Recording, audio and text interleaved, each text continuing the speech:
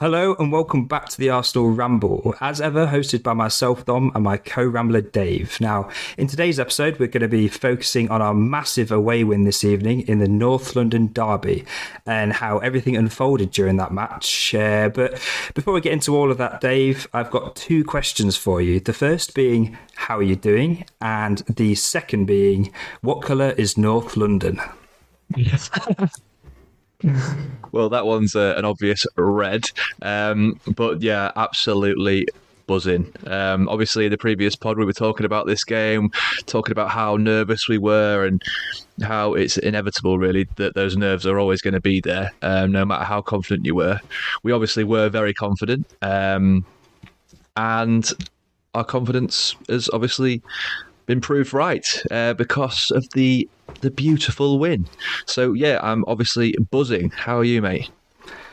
Yeah, I'm echoing how you're feeling right now. I'm feeling absolutely ecstatic, to be honest. I was with you as well before the game and over the last week with all the build up towards the match.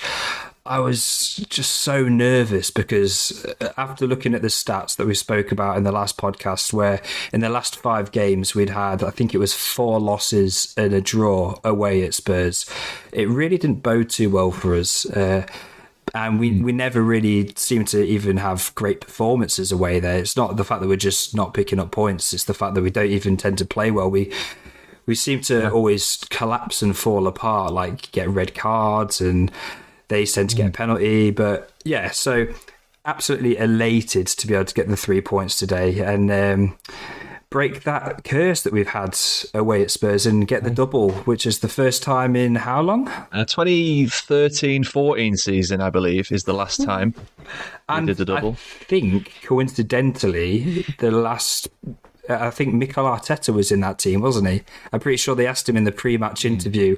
They said the last time they did the double over Spurs was in the 2014 season, and he said, I know, I played in it. Yeah, well, it's about time, really, isn't it? So I'm glad we've finally sort of broken that curse, and obviously it's the first win at the Tottenham Hotspur Stadium as well.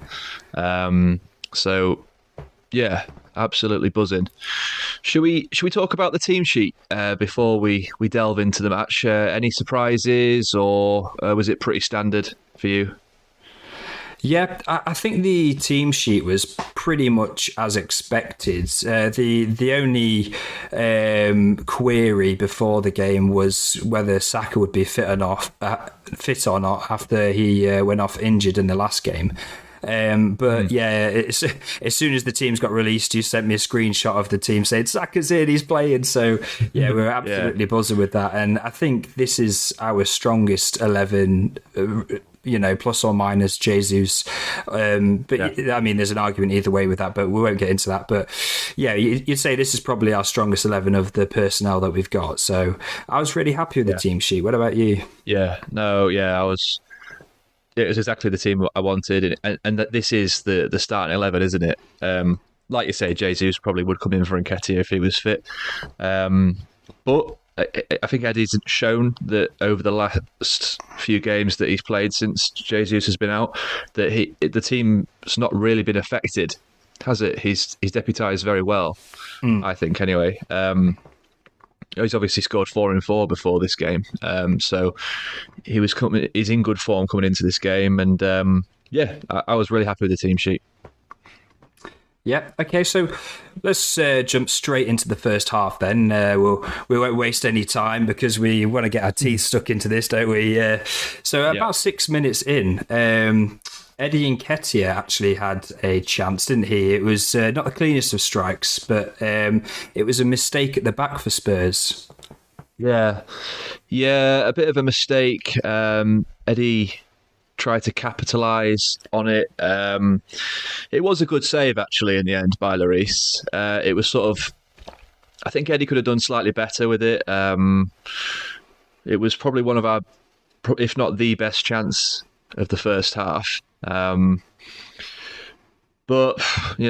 it was one of those where he didn't really have a lot of time due to the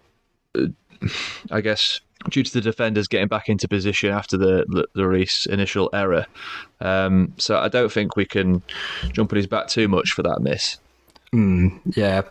Yeah, that's true. And well, talking about Lloris errors, he had an absolute howler less than 10 minutes later for our Yeah. first goal of the game, which came from Saka doing a bit of nice work down the right hand side, as he usually does. And he managed to make himself half a yard to be able to just fizz a ball into a dangerous area. And to be fair, if you do that, then there's always the chance that it could get a deflection, as it did.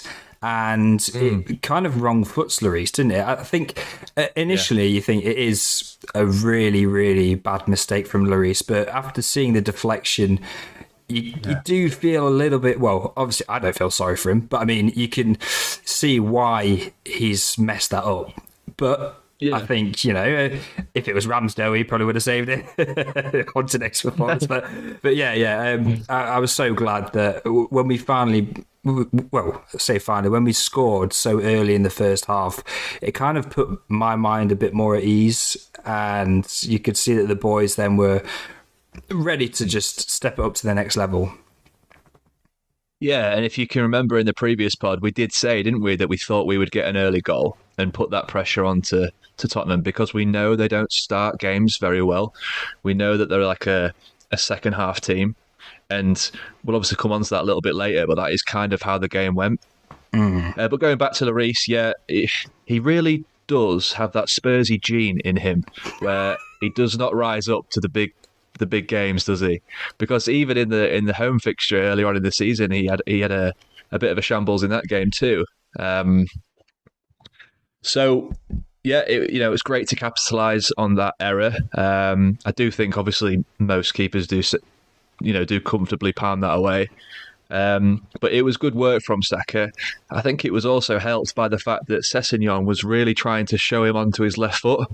But as we know with Saka, he's quite two-footed. So, showing him giving him that much space on his right foot was quite silly, really, because it enabled him to just sort of blast it across the face of goal, and that's essentially what he was trying to do, and hope for some sort of lucky deflection or error, and that's exactly what we got. Yeah, and the other thing as well, when you do score early, especially in a North London derby away from home, is it just settles the crowd down a little bit, because you could tell that there was this atmosphere building and it was a really hostile. It was hostile all game, really, especially at the end. We'll get on to that. But yeah, you could sense that the crowd just felt a little bit deflated after that, which is always lovely when you're away from home in a North London derby. Yeah, massive. This was one of the quietest I've heard the Tottenham fans in their own stadium. It really did shell shock them that first half. Again, which is why it was so crucial that we put the pressure on them in this first half and capitalised on the chances that we created, because as we know that they are a second half team, and that can come back to haunt you if you don't take your chances early on. But moving on to a little bit later in the half, we had a few more chances, half chances. We had the Odegaard strike, which was a good effort, caused Lloris. I think he sort of dived for it quite late. Do you remember this one? Or he dived for it quite late. It was a good save in the end, went out for a corner. Yeah, it's I remember this one. It kind of swerves a little bit to the right, doesn't it? And Lloris, he kind of delays himself diving, and then he goes to. I think if Lloris moves early, he could maybe even catch it. There was a lot of power on the ball, but he probably could have done a lot better with the strike. But yeah, we had a few of these long range efforts, didn't we, in that period? And it's funny that we should say that, because after seeing Thomas Partey's goal in the last North London derby, which was also a long range effort, it was by design from Arteta to say, look, we know that Spurs are going to sit really deep, and you guys just need to take as many shots as you can from outside the box. Yeah. Just because, you could either score or it could spill off the keeper, and we know that Lloris, in these big occasions, can be a bit of a sloppy keeper. He can maybe like spaghetti wrists and drop the ball, and it could spill out to Martinelli, who's coming on the other side. So, I think that was definitely an intention, because we generally, in most games, don't tend to take many shots from outside the box. We usually always try and shift it from left to right or vice versa and work it into a perfect position to be able to score. So the amount of long-range efforts that we did have in this game, I think Arteta knows that's one of Spurs' weaknesses. And to talk about the Partey effort as well, I'm really upset that this didn't go in, because that would have been an absolute corker of a goal. That would have been a goal of the season contender, wouldn't it? Jesus, the amount of power he got on that, the technique, the difference in his striking ability from outside the box this season compared to the previous two are honestly poles apart, aren't they? It's clearly something that he's been working on in training, and it has become, like you say, a real something to add to our arsenal, essentially. Yeah, definitely. It's an extra little threat that we can pose to teams if they know that you have the threat of Martinelli and Saka running in behind, so then they're going to sit back. But then if they do sit back and allow us to have the ball in central areas, we've got Odegaard, Partey and Xhaka, who have all got absolute thunderbolt strikes on them, and they can all quite easily put it in top bins from outside the box. And saying about Partey and how much his striking has improved from last season. Yeah, he put so many balls in Rose Ed last season, didn't he? And everyone was wondering, like, when is he ever going to score one of these? And luckily, it did actually in the first North London derby. And yeah, he's really starting to look like the Partey that we bought from Atletico Madrid in terms of striking.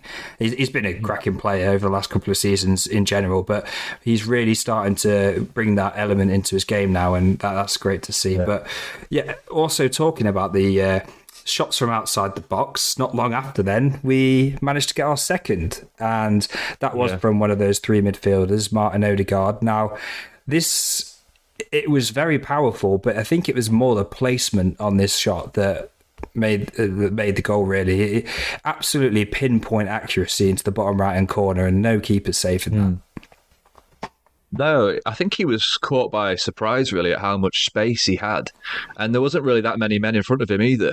So it's not often you find yourself in that position in the Premier League. I don't really know what Spurs were doing.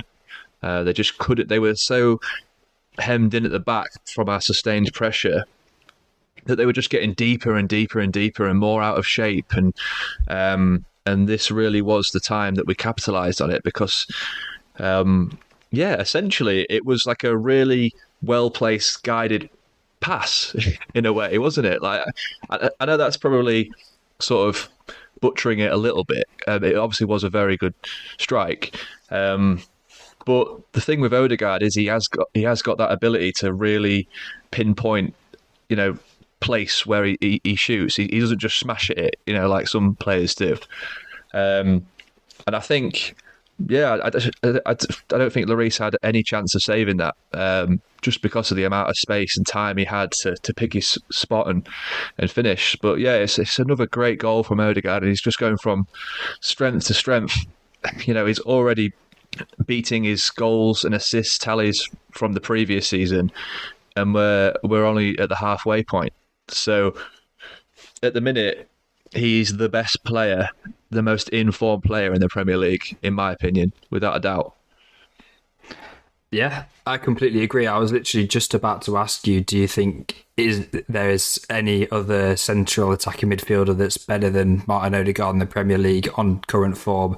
And you've got to say, probably not. I mean, even Kevin De Bruyne is not pulling out the sort of performances that Martin Odegaard is right now. And for his price tag, I know we talk about it a lot, but it needs to be talked about a lot. For his price tag, that is absolutely amazing business from Arsenal. And yeah, he is such his whole all-round play in every match is worthy of a captain's performance, and it's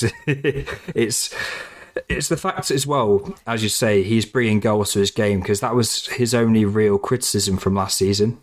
And he's brought that into this season. He's our top goal scorer. I think he's got 9 now, isn't he? Is it 9 this season? In all competitions, maybe, yeah. Yeah. I think it's something like that, yeah.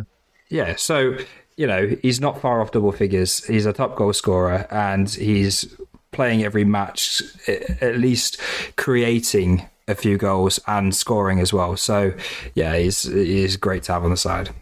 Yeah, I mean, even in the games where he doesn't actually contribute goals and assists wise, he is still, everything still runs through him. He's crucial to our build-up play, and even down to our defensive press.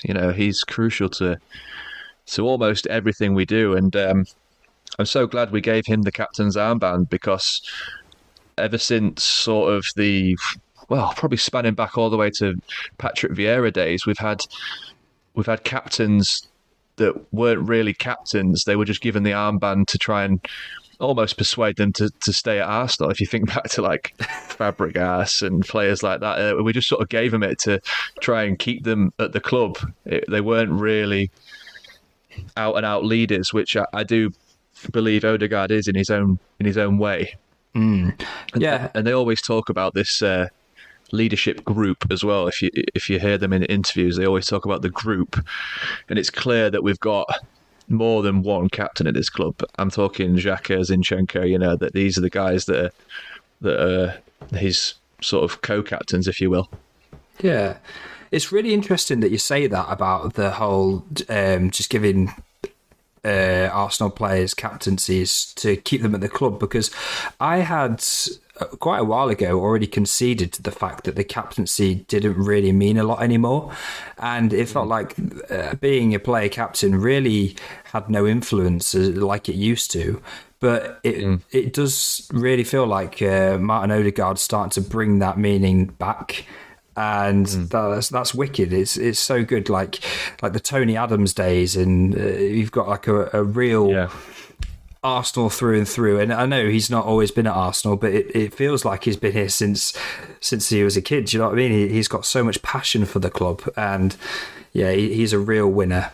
And so moving on, there was actually a little bit of controversy not long after that at the end of the half, and it was a penalty shout. I think it was Xhaka who fell onto it was Xhaka who fell onto Højbjerg in the box, wasn't it? But do you think this is a penalty? Because I think it's kind of soft. Not in a million years. Like it was out. The ball was out of play for starters. It was just.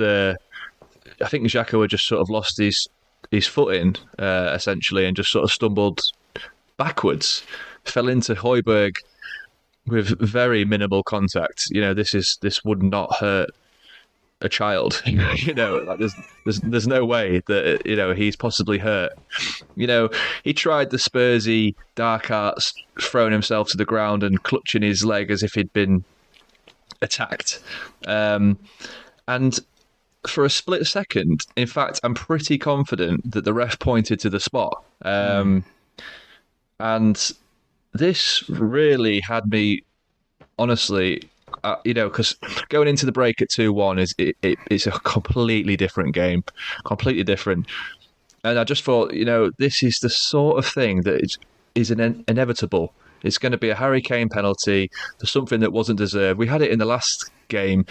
Last year, in the away fixture, where Cedric barely brushed Son, and they gave a penalty away, and the dubious red card as well. Yes, it was stupid from Holding, but it was never 2 yellows in my opinion. But anyway, I digress. But these are stupid decisions that always seem to go Spurs' way in these games, and I just thought, is this going to be another one of those?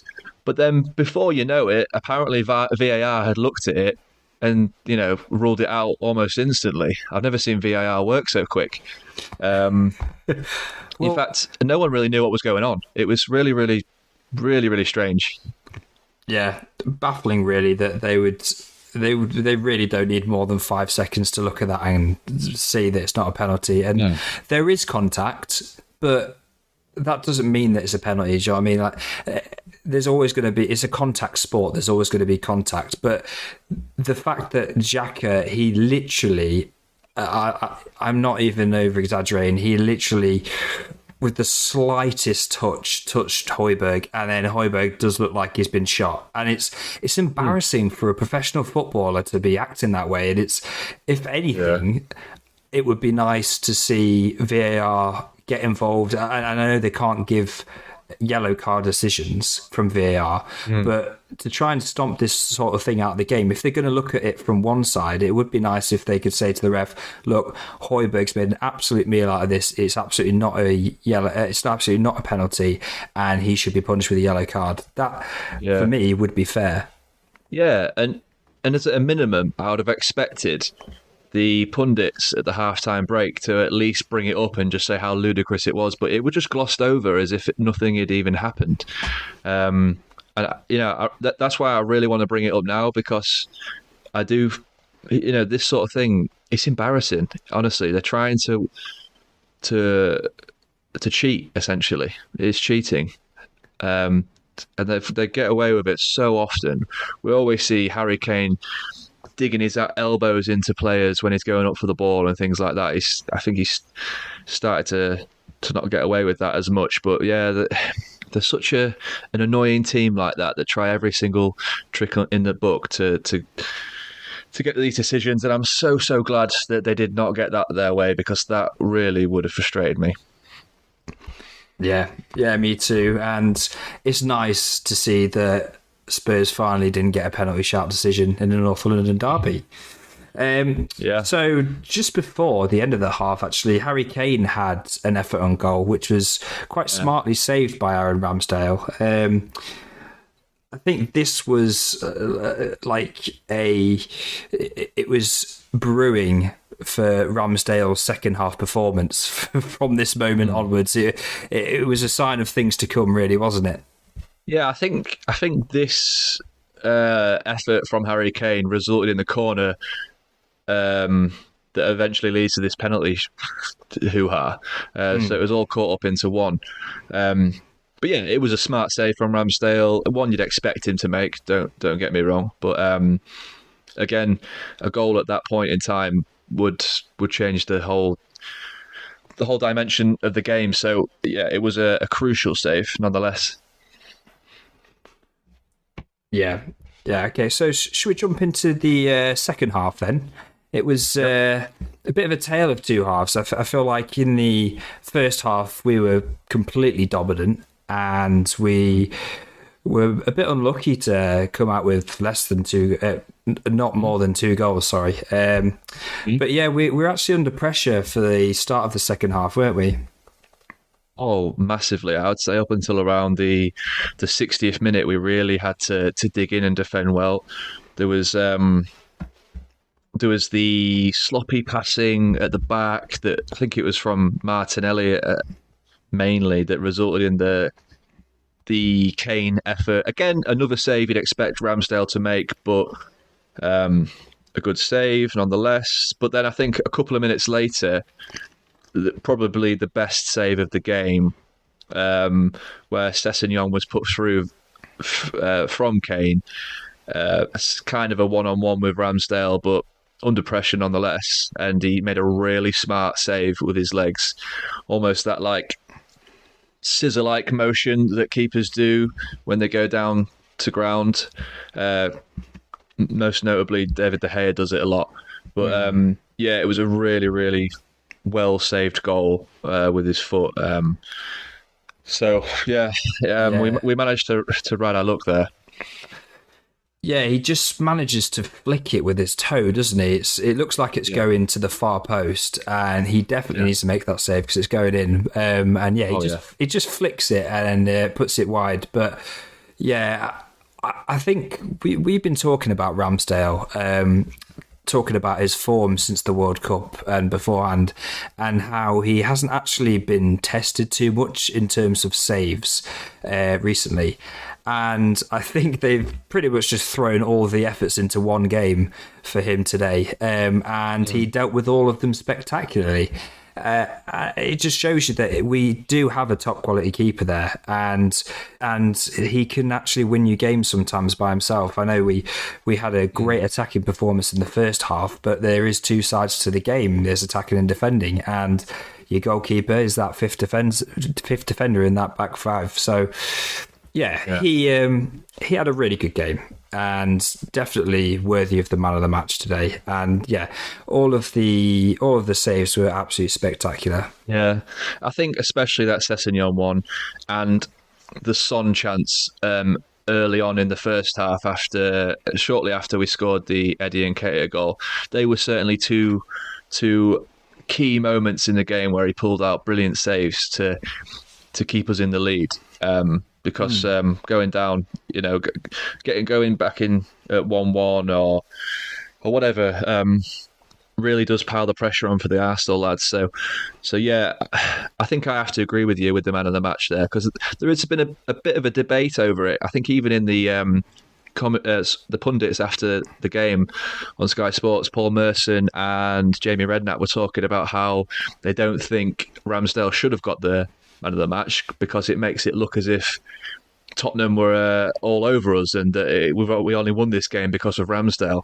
They think there were more deserving players such as Odegaard, Partey, Saka. But, I don't think just because he got the man of the match means that, we would have lost a game without him. He made a ton of smart saves, that most keepers would make, but nonetheless, he still had to make them and keep us in the game at these crucial times. So, yeah, exactly. Yeah, I agree. I think he should have got it. Yeah, and you can see the polarising performances between the two keepers. So, for example, Lloris makes an error and we score. Ramsdale makes a load of saves and we don't concede. So it just shows you how important your goalkeeper really is to be in top form in these massive games. And Ramsdale really was in top form today and Lloris wasn't. So I think he was definitely deservedly man of the match for me. And you could see cases for other players to have got the man of the match. But and also going on to what happened later on at the end of the match, I think it kind of creams the cake for Ramsdale with all of the unnecessary abuse that he got. Yeah, absolutely disgusting. I've talked about this on our Twitter channel. I've actually put a video out there of the abuse he got, not only from the stupid Tottenham fan kicking him in the back, but also from Richarlison. All he was doing was walking towards, I think, to collect his water bottle and his spare gloves or whatever. Just tapping the Arsenal badge like most footballers do when you've just won a game of football. You're proud of the win.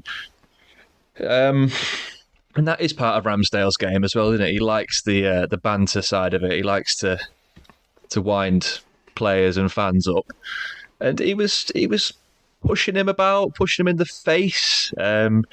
It's absolutely ludicrous. And to think in the past week or so, we've been charged by the FA just for a couple of players in an Oxford game in the FA Cup requesting for a handball decision to be looked at, to get fined for that, and for things like this to happen. Obviously, we'll have to wait and see whether FA action does take place. But Spurs fans were jumping around the referee all throughout the game. Will they probably get in trouble with the FA? Probably not. I saw it in the Manchester derby. I saw players hanging around the referees, claiming for decisions all the time. Will they get FA disciplinary? Probably not. There seems to be some real sort of, I don't know, something personal towards Arsenal at the minute with the FA, and I struggle to understand why. Yeah, I agree with you there. I feel like there's definitely a prejudice against Arsenal at the minute, which Yeah. is it's really weird because we're getting charged for things that you see in every single match. You always see players surround the referee. In fact, a lot of the time that's encouraged because it influences their decision. But then when we're to do it, we get fined for it. It's just ludicrous. But yeah, I think it's absolutely disgusting to see what Richarlison did, and he was pushing him and getting in his face. But you know full well if Spurs had beat Arsenal today, he would be tapping the badge. He'd be probably had his shirt off, throwing it into the crowd. Oh, yeah. He would have done exactly the same, if not more, because Richarlison is not. I don't like to assume that I know players when I don't actually know them personally, but you can just tell he's just bit of. He's got a real face that's just not likable, hasn't he? In fact, somebody on our Twitter replied to one of our posts that we said today, saying that what was it, like a pigeon, an angry pigeon? Yeah. I won't read out the rest of his tweet. We try and keep it PG on here, but yeah, he's just got one of those faces, hasn't he? And not just the way he looks, obviously, it's the way he acts, just the way he tries to. In fact, even on the sidelines when he was warming up, he was trying to get in the way of Partey taking those long throw-ins, and Tomiyasu was actually sent down the pitch, probably by Arteta, to get him out the way because he was clearly trying to wind Partey up on the sidelines and prevent him from taking those throw-ins. And Tomiyasu just sort of like put his arm across him to say, wait there, he's about to take a throw in. And he sort of just bats it away like really, really viciously. He's just got a real nasty bone about him in his body. I just really detest that guy. And so glad to see his salty tears at the end. Yeah, he's just one of those players that you'd put into a category. I'd say like you'd have Richarlison and then someone like Diego Costa in there. Yeah, Lamella. They're just annoying Premier League players. Like Luis Suarez when he used to play. Like they're always so theatrical and they would try and cheat. And yeah. I'm glad to see him upset at the end of the game, and I'm glad to see as well that if Brighton now win their game in hand, then Spurs could move down to 6th. Well, yeah, that would be nice. So before we sort of touch on the overall aspects of the game, there was one final chance in the second half that fell to Eddie. This was probably an even bigger, a more easier chance than the one he had in the first half. This was around the 70th minute. He was put through one-on-one with the keeper from a really nice pass from Xhaka, I believe it was. It was sort of a looping pass. He was in acres of space, but a really poor touch from him. He sort of lets it roll across his body, makes the angle a lot tighter than it needs to be. And then the strike's obviously quite difficult, shoots it straight at Lloris. But that was a really frustrating moment for me. I know we're 2-0 up into the 70th minute, but that goal absolutely kills the game and lets the final 20 minutes be a lot less nervy, put it that way. Yeah, and I'm kind of a bit sad that Nketiah didn't get on the score sheet today to be able to score against Spurs, given his recent form. But yeah, I guess it's one of those where you're not gonna finish those all the time. And yeah, I guess it was a decent shot, decent save. Yeah, not much more to say on it really. I mean, I would caveat it with the fact that I think he did have a really good game though, despite those two big chances that he missed. Probably the two biggest chances that fell to us in the game.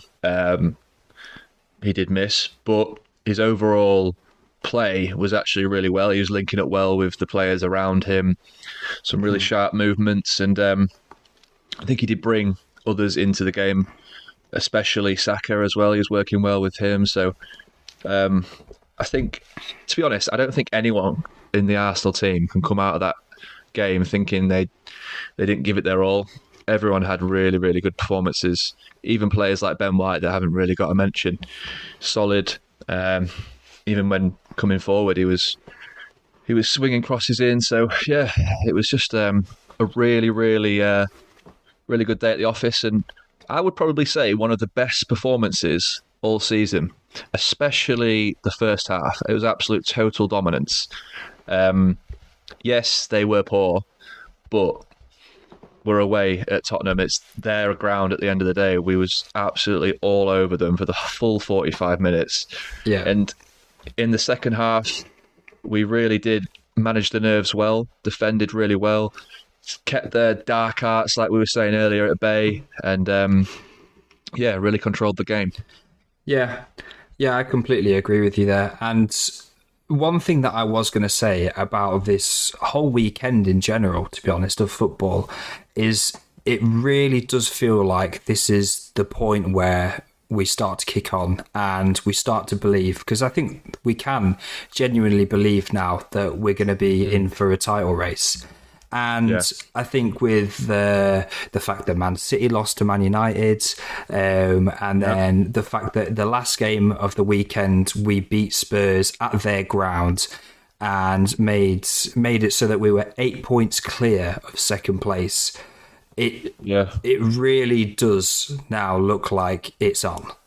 I didn't believe it in December. I said wait until January, wait until after the Spurs game, but. Yeah, it really does feel like it's on now. What do you think?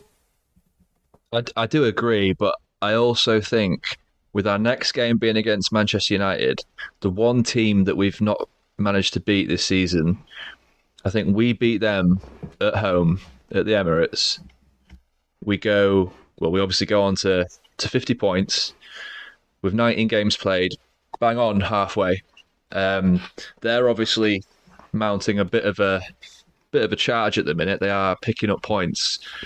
And I think if we were to lose that game, it would put them on, well, I think they're on 38 now. Yeah, they're on 38 now of 18 games played. So it put them on 41, keep us at 47. The gap would then only be 6 points. So, it's still a big gap, don't get me wrong. I mean, it wouldn't be the end of the world, let's be honest. But I just think that fixture, if we can win that, having won at a North London derby away at the Tottenham Hotspur Stadium, I think that's then your clear marker. Yeah, exactly. And hopefully we can try and keep an 8-point gap for as long as we can, really, because that's a 3-game swing that they need to be able to then overtake us. And I feel like if we can try and keep this sort of this gap of points between us and Man City before we play them on the 15th of February, I think it is. If we can keep that clearance before we actually play them, then I think we'll be in really, really good stead to be able to challenge for the title. And I think a lot of Arsenal fans are really starting to change their opinion. I've got one friend in particular called Chris, and he's always said, every single time I've asked him, do you believe that Arsenal can be in for the title this season? All the way up until last weekend, he's like, no, mate, it's still too early. Or, no, mate, ask me next week. Whereas I asked him today and I said, do you believe that we could be in for a title race now? And he said, I'm starting to believe. Yeah. Well, the performances don't lie, do they? Like sometimes the table can lie a little bit because teams can pick up points and not really be playing well. Tottenham are an absolute example of that earlier on in the season when they were winning games, when they were just playing absolutely awful. But we're winning games, picking up points because we deserve to. And the only, and even the game that we lost against United, we probably should have won that. We had a VAR decision against us as well that has been now proved wrong. There's things went against us that day. Luck was not on our side, which it won't be. It's never going to be on your side every single game. But I think, with this 8 points gap at Man City now, they must be looking at the table and thinking, we've got a chance here. We've got a chance. But I think that they're doing the right thing. They're just taking it game by game. Just, picking up these 3 points every game, and if that leaves you in a good position come April time, then that's when you really start to think tactically. Yeah. And I don't know if you saw the post-match from the Man United-Man City game, but Pep definitely is starting to look quite rattled. He said, Yeah. "We don't care about the Premier League. We don't care about the Carabao Cup." Mhm. It's almost like he's writing it off already in case he does fail, which is kind of funny and reassuring for us. But that's not what Mm. he's really thinking. He's going to hope that we slip up and then he can try and claw it back. But one other thing I wanted to talk about is how Arsenal fans in general, we really needed a big uplift today, especially after all of the Mikhailo Mudryk situation and drama that unfolded, with him being sniped for Chelsea by Ted Bowley and his open checkbook. Yeah. I really feel like we absolutely needed a win today just to bring all the fans back, because Arsenal Twitter was starting to feel a little bit toxic, where everyone was starting to point the finger at Edu and saying that his recruitment and his stinginess almost. But I don't even think it is stingy. I think Chelsea paid way over the odds for this guy. And in fact, I've got a few numbers down here. So Mudryk, in terms of the Mudryk thing, so Saka, he came from the academy, so he was free. Odegaard cost 35 million. Jesus cost 50 million. Martinelli cost us 6 million, and Smith Rowe came from the academy. So all of those 5 players added up together is 91 million. And that is still less than what Chelsea are paying for Mikhailo Mudryk, who is unproven in the Premier League. He's played for Shakhtar Donetsk. He's not played in a massive league. And it might not even work out. And they've got him for 8.5 years. Now, I was really big on bringing him in as like a project player who's going to develop over a few seasons, not to walk straight into the first team. But for Chelsea to spend over 100 million on this guy who's unproven, to be there for 8.5 years, to potentially sit on the bench, I just think that's absolutely ludicrous. And it's, as you say, one of your famous sayings, I think we've dodged a bullet. Yes, we probably have dodged a bullet, let's be honest. I mean, I'm the same as you. I really did have my heart set on Mudryk. I did think he would have complemented our team perfectly, but I think he would have complemented our team. I don't think he would have complemented Chelsea's team. The reason being that because they've already got about 10 forwards in their team. So I don't know. I don't know what. I don't know what they're doing, to be honest. I don't know how they're getting around these financial fair play rules. Well, I do know how. It's because they're offering 8.5 year contracts, spreading out the cost, which somehow is a loophole within the financial fair play system. This FFP, it clearly just doesn't work, does it? Because they've spent almost £500 million in the last couple of seasons. Honestly, it's absolutely ludicrous. And not only that, is that they poached Omari Hutchinson from us as well, promising him, the development path that he needed. Is he going to get that at Chelsea? Not a chance. Would he have got it at Arsenal? It would have been a hell of a lot more likely, that's for sure.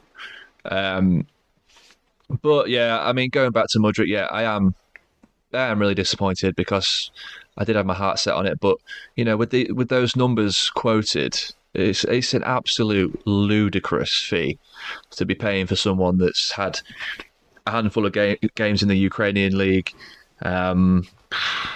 How many goals has he scored? Maybe 11 goals in his entire career. This is someone that is not proven, and the Premier League is the toughest league in the world. I don't think we'll be seeing the best of Mudryk, and I don't think we would have seen the best of Mudryk until maybe next year anyway.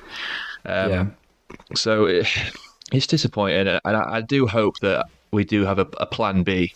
I've seen names like Rafinha mentioned and players like Trossard and things like that. So, I mean, there's still 15 days left of the transfer window. It's not as if we're on deadline day and we're thinking, oh, who are we going to get? There's still half of the window left. So you'd like to think there's a plan B in place. But I really am glad that we walked away from this deal and we knew once that line had been crossed, which I think was even crossed with what we were offering. I think he's a £60 million player at max, and I think we were going in at 80. So I think we were already going in at figures that I would have been uncomfortable with. We're seeing what happened with players like Pepe. It just is a burden on a player's head when their fee is that high. So I think we should go back to the drawing board and find someone that really wants to play for us, and that's someone that's financially gettable. Yeah, I completely agree. And I think what might also be a factor in it is Emile Smith-Rowe coming back to fitness, basically the perfect time, really, because I do feel like if we didn't have Smith-Rowe or he was still injured for a lot longer, we probably would have pushed the boat out and tried to overspend on Mudryk, or maybe tried to panic buy someone. But I think with Smith-Rowe coming back, we've got that extra bit of cover in those areas. And I think he's going to have a really important role to play over the next few months, for sure. Yeah. He only had a little cameo appearance at the end of the game today, but I'm sure he's going to be coming on and getting a lot more minutes in the next few weeks. I hope so, because the quicker he gets to full match fitness, the better. Because, like you say, he's going to be crucial. Because we say it almost every podcast, these options off the bench just aren't there at the minute in the offensive third. Anyway, there's no one to bring on and change games, and sometimes it's not even the fact that you need to change games. You just need someone you trust that's fresh and can replace tired legs. Because towards the end of that game, Saka looked absolutely knackered, misplacing passes, being a bit sloppy in the last 20 minutes, which did actually almost did cost us a few chances at times. So we got away with it slightly, but having someone of his quality to come off on the bench, and he is also a player that comes off the bench and scores, and he's shown that in the past. So he's going to be a real option for us. But having said that, I do still hope that we do recruit a wide forward. And this Rafinha name mentioned, obviously, a really good player for Leeds last season. He's a right-sided player as well, which makes a lot more sense in my opinion, with us having Martinelli and Smith-Rowe out on the left. Having Saka and another attacking option on the right does make perfect sense to me, and allows us to rotate a lot more.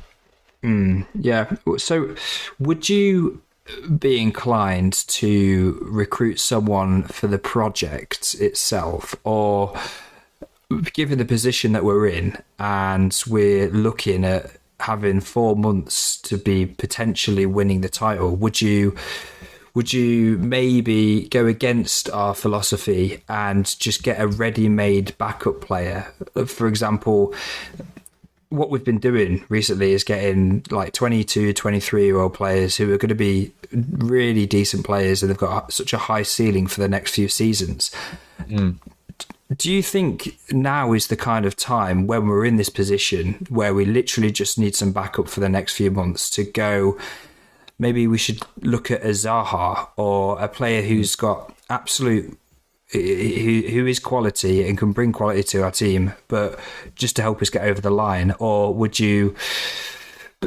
What I'm trying to say is, if we do get a project player and they might not be ready, then could that be costly in terms of maybe going for the title? Yeah, it is a bit of a conundrum, isn't it? But you mentioned Wilf Zaha.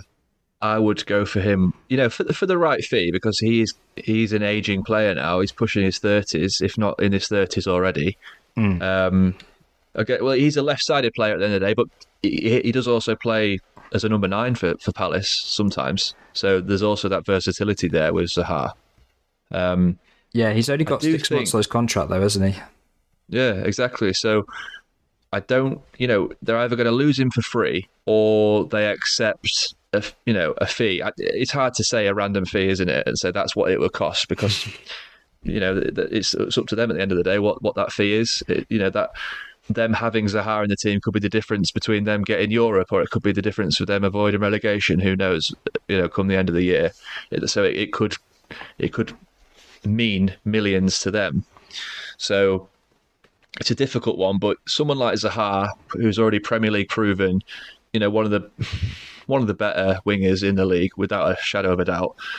I would be happy to go for, as long as the contract length doesn't impede players in the future. Does that make sense?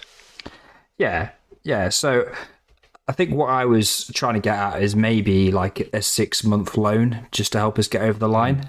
But I guess he could, because I think, if we were to actually buy him and have him get a 3 or 4 year contract, that would put us back into the position of like the Aubameyangs and the Lacazettes, for example. So I'd get him for a loan, but I definitely wouldn't buy him. There's no way Palace would ever loan out a player, one of their best players. Is there? They just would never do months. that. No, it's not going to happen. So it just wouldn't happen. So you'd have to pay them some sort of fee and take him on as a permanent player. It's just whether that contract length could be agreed at a lower rate, not a lower rate, a lower term. But it's just speculation at the end of the day, isn't it? Yeah. So I actually saw a tweet on Twitter, and it says, "Who else forgot that Basuma existed?" He's really declined, hasn't he? Yeah. It's crazy actually, because for Brighton he was an absolute monster, wasn't he? In fact, the player that was playing in his position today, Sarr, I've literally never heard of him. I don't know if I've just been hiding under a rock with this player, but I don't know who that is. Yeah, do you know what? It sort of seems like every player that we've been rumoured with over the last couple of seasons that we get sniped and somebody else ends up buying, they have like a curse set on them. I don't know if Mikel Arteta is giving them bad juju or something, but so you've got Bissouma, and then you've got Vlahovic, and Aubameyang left us, but he's obviously had a massive decline.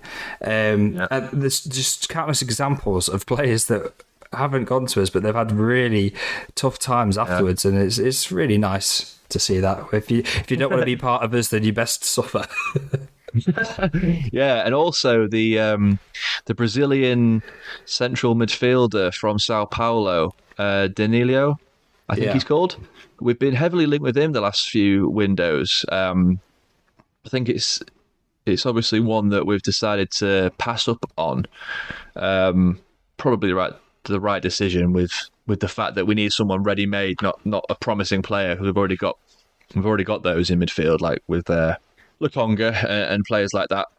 But yeah, it looks like he's going to Nottingham Forest. I've seen. I think he's imminent to be moving there, so that will be an interesting one.